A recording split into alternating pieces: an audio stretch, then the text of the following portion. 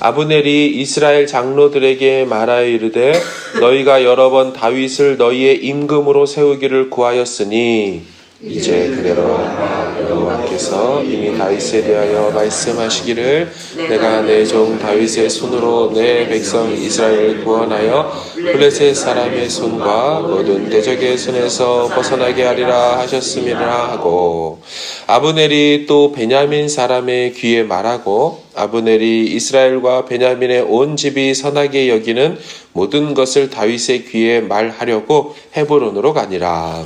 아브넬이 부하 20명을 더불어 헤브론에 이르러 다윗에게 나아가니 다윗이 아브넬과 그와 함께한 사람을 위하여 잔치를 배설하였더라.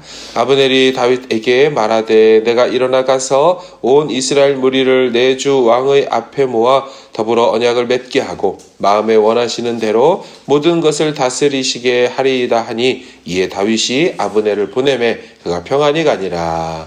다윗의 신복들과 요압이 접근을 치고 간 물건을 가지고 돌아오니 아브넬은 이미 보냄을 받아 평안히 갔고 다윗과 함께 헤브론에 있지 아니한더라.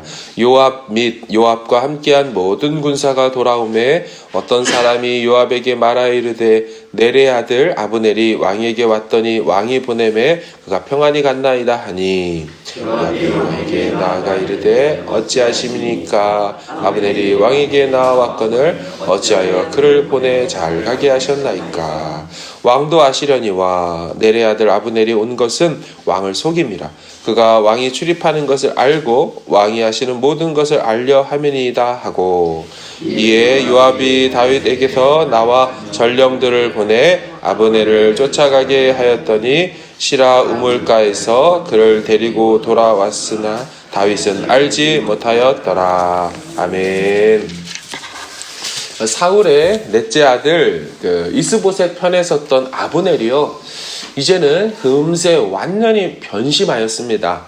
온 이스라엘과 사울의 지파 사람들인 이 베냐민 지파 사람들에게까지 찾아다녀가면서 이제는 다윗에게로 돌아갈 때가 되었다, 이렇게 민심과 여론을 돌리고 있습니다. 17절과 18절을 보십시오. 아브넬이 이스라엘 장로들에게 말하 이르되 너희가 여러 번 다윗을 너희의 임금으로 세우기를 구하였으니 이제 그대로 하라. 19절. 아브넬이 또 베냐민 사람의 귀에 말하고, 이 사울의 지파 사람 아닙니까? 그 사람들을 찾아다니며 열심히 다윗을 선전해 주고요, 이제는 다윗이 왕이 되어야 한다면서 갑작스럽게 정치 색깔을 바꿔버립니다. 충분히 설득한 뒤 이제 다윗에게 찾아갑니다. 이제 가서는 내가 이제 사람들을 다 설득했으니 당신 다윗은 이제 온 이스라엘의 왕이 되면 됩니다, 이 말을 하려고 하는 거죠. 이때 아브넬은 자신이 전혀 다윗에게 위협적으로 보이지 않게 하기 위하여 숫자도 매우 적게, 오늘 본문에 보면 20절에 아브넬이 부하 20명과 더불어 헤브론에 이르러 다윗에게 나아갔다. 아주 20명의 최소 인원만 데리고서 절대 위협적이지 않게 가지요. 이렇게 좋은 소식을 가지고 온 이 아브넬을 다윗은 따뜻하게 맞이해 줍니다. 엊그제까지 창을 겨누던 사이가 갑작스럽게 같은 편으로 바뀐 거죠. 다윗도 아브넬과 언약을 맺고요, 식사 만찬 자리를 열어주면서 이제 그렇게 좋은 시간을 20절과 21절에 보냈습니다. 근데 저는 보면서 좀 이상했습니다. 이렇게 갑자기 입장을 바꾸고 정치 색깔 바꿔서 야당에 있던 사람이 어느 날 여당에 들어와서는 막 당대표 한다고 그러고 선관위원장 한다고 하면, 그럼 일반 세상에서도 그게 좀 이상한 거 아닙니까? 무슨 꿍꿍이 속이 있든지 의도가 있지 아니하고는 갑자기 대적의 수장이 같은 편이 될 수 있나요? 특별히 여러분, 이것이 공의와 관련이 있고 하나님의 뜻과 연관이 돼 있다면 과연 이게 그냥 이렇게 넘어가는 일이 될까요? 군대 장관 이 아브넬은요, 철저히 계산적인 사람입니다. 아주 자기 욕심으로 행동하는 사람이죠.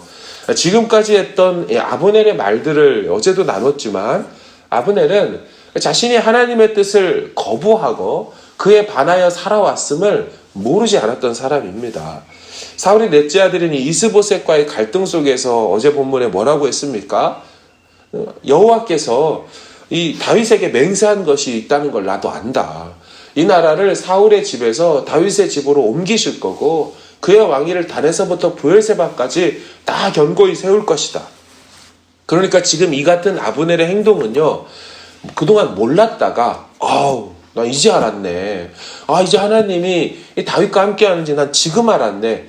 그것을 깨달아 회개하는 마음으로 이제라도 여호와의 뜻대로 순종하려고 하는 그런 의도에서 나온 행동들이 전혀 아니라는 거죠. 자신이 불순종하고 잘못한 것을 알면서도 자기 욕심대로 다윗을 대적해 왔습니다. 이제 그러다가 이제 이스보셋이 자기의 치부를 건드린 거 아닙니까? 왜 우리 아버지의 첩과 당신이 통관합니까? 그러자 홧김에 내가 못할 줄 알아? 다윗에게 나라를 넘겨버릴 거야. 그러므로 아브넬의 행동은요, 자기중심적, 자기유익적, 자기 기분 내키는 대로 했죠. 물론 다윗은요, 그런 아브넬을 탓하지 않습니다. 그동안 왜 자신을 반대했고 이스보셋 편에서 왜 나를 대적했냐고 따지지 않고요, 다 용서해줘요. 그런데 문제는 이것을 하나님이 기억하셨다는 거예요. 다윗 편의 군대 장관 요압이 나름대로 열심히 또 다윗 편에서 막 전쟁하고 다닙니다. 막 이방인들과 전쟁하고 노력해 와서 그걸로 이제 나라 살림을 운영하고 있었어요. 전쟁하고 딱 돌아와 보니 상대편 군대 장관이 우리 왕을 만나고 돌아갔다는 소식을 들은 겁니다. 다윗 편에 있는 군대 장관 입장에서는 깜짝 놀랄 일이죠. 적군의 대장이 와가지고 우리 왕을 만나고 아련하고 평안히 돌아갈 수 있나? 그래서 요압이 다윗에게 따집니다. 24, 25절을 보면 요압이 왕에게 나아가 이르되 어찌하심이니까 아브넬이 왕에게 나아왔거늘 어찌하여 그를 보내 잘 가게 하셨나이까? 왕도 아시려니와 넬의 아들 아브넬이 온 것은 왕을 속임이라. 그가 왕이 출입하는 것을 알고 왕이 하시는 모든 것을 알려 함이니이다 하고, 되게 많이 흥분한 겁니다, 요압이. 그래서 오늘 성경에는 왕이 이렇게 돼 있지만 원문에는 당신입니다, 당신. 당신이 왜 그랬습니까? 당신이 그럴 수 있습니까? 근데 요압이 이렇게 반응한 게 맞으면서 또 틀리거든요. 무슨 얘기냐? 틀렸다는 얘기는 아브넬 입장에서, 상대편 대장이죠. 이 아브넬 입장에서는 이스라엘 나라 모든 지파를 정말로 다윗에게 돌리려고 온 게 맞아요. 하지만 또 맞는 얘기는 뭐냐? 요압 입장에선 당연히 경계해야 될 일이죠. 적군의 수장이 와가지고 다윗 왕의 이 상황과 동태가 어떤지 다 살피고 돌아가는 첩자로서 온 거, 그럴 수 있는 거 아닙니까? 그래서 요압이요, 이 말을 전해 들은 후에 급히 전령을 보내서 아브넬에게 보냅니다. 아브넬 입장에서 돌아가는 입장에서 갑자기 다윗 쪽에 사람이 오니까 만나보니 할 말이 있다고. 기니 할 말이 있으니 좀 오시라고. 그러니까 뭔 일 있나 보다 하고 다시 가던 길에서 돌아와 다윗 쪽으로 오는데 요압이 딱 만나는 거예요. 기니 드릴 말씀이 있다고 해서는 칼로 배를 찔러 그 자리에서 죽여버립니다. 나중에 보면 여러분, 이 요압이라는 사람이 다윗이 죽을 때까지 계속 군대 장관을 하거든요. 근데 보면 이 요압이라는 사람의 특징은 자기에게 적수가 될 만한 인물, 위험한 가능성이 있는 사람은 가만두질 않아요. 낌새가 보이거나 가능성이 있으면 찾아가서 몰래 다 암살해버립니다. 그래서 그런지 끝까지 갈 수 있게 되는 거죠. 하지만 하나님이 이 사람도 나중에 심판합니다. 어찌 보면 오늘 내용도 그렇다고 볼 수가 있습니다. 만약 아브넬이 정말로 이스라엘 나머지 지파들을 데리고 다윗에게로 온다면, 여러분, 이 다윗의 현재 군대 장관인 요압 입장에서 어떻게 될까요? 아브넬이 다 데리고 와버리면 자기 위치가 매우 애매해지게 되죠. 게다가 어마어마한 사람들을 데리고, 11지파 사람들을 데리고 오는 그 군대 수장이니 지금 한 지파의 군대 수장이었던 이 요압 입장에서는 불안해지는 낌새를 차렸죠. 그래서 정치적 목적으로 이 사람이 죽인 건 맞아요. 하지만 결국 보면 아브넬은 하나님의 심판을 받았죠. 하나님의 뜻을 대적했습니다. 욕심과 필요에 따라 마구잡이로 살아가는 인생, 그것에 대해 하나님이 심판한 거예요. 이스보셋을 왕으로 세웠지만 여러분 보시면 아브넬이 정말 나라 사랑해서 세웠나요? 사울 집안 위에서 세웠나요? 아니죠. 그랬다면 이스보셋한테 그렇게 하면 안 되겠죠. 그냥 이스보셋을 이용한 것입니다. 자기가 온 나라의 최고 군대 장관이 되려고 그렇게 했던 것뿐이죠.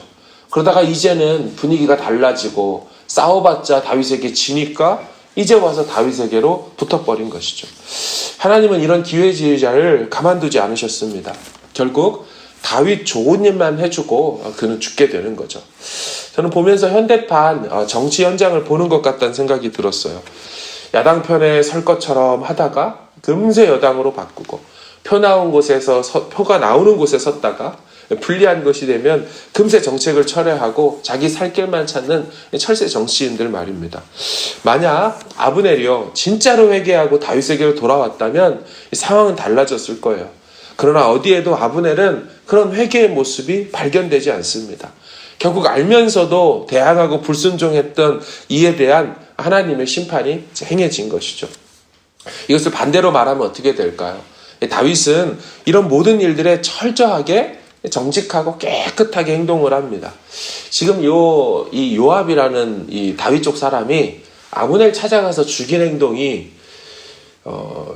다윗에게는 엄청나게 위험한 일이 생긴 겁니다. 되게 난처한 일이 생긴 거예요. 그러니까 다윗의 군대 장관 요압이 이 이스보셋의 군대 장관 아브넬을 쫓아가서 죽였다. 그럼 어떻게 보여지냐면 아브넬을 통해 가지고 이 지파 사람들이 다 설득되지 않았습니까? 돌아간다고 하지 않았습니까? 그런데 그것을 앞장세웠던 군대 장관을 다윗이 그 목적만 이루고 싹 처리해버린 것처럼 보여질 겁니다. 그러니까 다윗이 이 일에 개입했다라고 여겨지기 딱 좋았죠. 이스라엘 나라 지파 사람들 볼 때는 야, 니네들하고 화친하려고 갔던 우리 군대 장관을 니들이 이제는 필요 없으니까 가는 길에 죽였어? 그럼 오히려 화친하려고 했다가 이쪽에서 마음을 돌이켜서 다시 전쟁이 일어날 수 있는 상황이 되는 것입니다. 그리고 그런 식으로 왕이 된 다윗은 정통성도 떨어지고 하나님 앞에 옳지 않는 사람처럼 보여지기 딱 좋죠. 그래서 다윗은 이 일에 연루되지 않으려고 매우 노력을 하고 철저하게 지혜롭게 행동합니다. 그리고 자신이 이 일에 전혀 잘못이 없다는 것을 말하죠. 이제 내일과 내일 모레 주일까지의 본문들이 다 이런 내용입니다. 그리고 이 모든 일이 다 요압이 했던 것으로 밝혀지면서 이제 끝나게 되고 모든 일들이 순적하게 끝나죠. 결국 이렇게 자기 유익에 따라 목적에 따라 행동하는 요압도 말년에 심판을 받게 된다는 거예요. 무슨 말입니까? 어떤 일을 하는 데 있어서도 결과도 중요합니다. 하나 되는 통일 이스라엘도 중요해요. 하지만 그 과정에 있어서도 정직함과 깨끗함으로 순전함과 순종함으로 행해야 한다라는 것입니다. 그렇게 했던 다윗은 이 험한 정치 세상, 암투 현장, 수많은 위기 속에서도 생명이 보존되고 결국 이스라엘의 두 번째 통일 이스라엘의 왕으로 세워지게 되는 것이지요. 30세의 왕이 되어서 40년 동안 70세까지 이스라엘을 잘 통치하고 마감을 합니다. 하나님 앞에서 우리도 성경이 말하는 가치들을 붙들고 살아가야 할 줄로 믿습니다. 주께서 가장 좋은 길로 가장 안전하게 인도하실 거라고 믿으면서 우리 끝까지 의의 길을 따라 걸어야 하는 것입니다. 우리도 세상이라는 아주 사망의 음침한 골짜기이죠. 이렇게 세상이 주는 수대로 하지 않으면 안 될 것 같고 내가 밀릴 것 같고 내가 위기에 빠질 것 같은 그런 유혹들이 오지만 여전히 그런 세상 방법들을 저련히 끊고 하나님 앞에서 정직과 순전함으로 나아가면 결국 누구 손을 들어주느냐? 결국 하나님 편에 서 있는 하나님의 가치를 붙들고 있는 그 사람 편에 주님이 안위하시고 보호하시게 되는 것이지요. 오늘 이 하루도 하나님 앞에서 역시나 코람데오 신앙으로 살아가는 저와 여러분 되어지기를 주님의 이름으로 축원합니다.